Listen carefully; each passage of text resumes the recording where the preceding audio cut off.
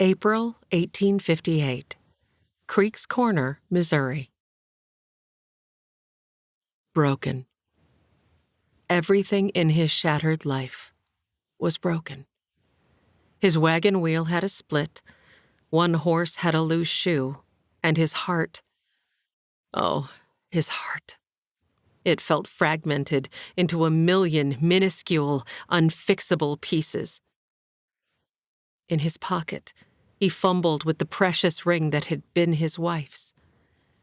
Mary had made him remove the simple gold band from her finger, and he remembered the sense of finality he'd felt when he slipped it into his hand.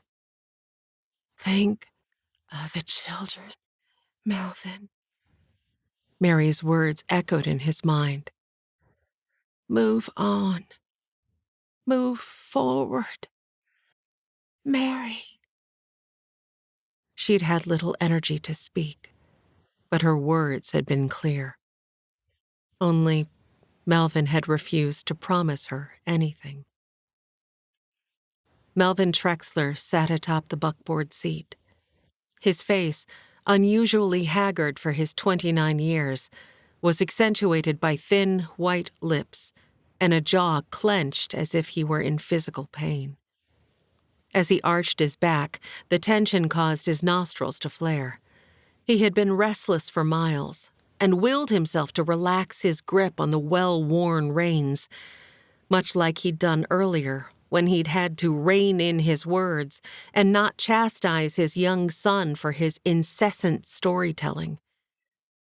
He glanced behind him and observed that young Thomas was still wedged between supplies, his eyes devotedly on the bundle to his right. So like his mother. Melvin needed this child, the apple of his eye, to know he was loved. He wouldn't allow the child to take on the grief, anger, frustration, and lack of peace tormenting Melvin's own weary soul. That was unfair to the boy, but Melvin already foresaw the amount of hurt and pain that would come. Am I capable of doing such a thing to my children? Melvin pondered on the steps he knew he was about to take and the agony he would endure. No one would ever replace Mary. He only had one choice.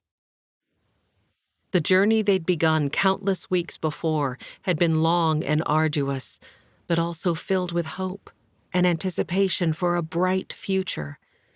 His beautiful and vivacious Mary had painted a picture with words as they'd traveled the hundreds of miles towards this, what he could only now call God-forsaken country. Where was the fertile land she'd described? The bubbling brooks she'd explained in such detail he could hear them gurgling as she spoke. The perfect row of trees along the pond teeming with life where he and Mary would build their house. His dream was as broken as his family. Both smashed and discarded, piece by precious piece.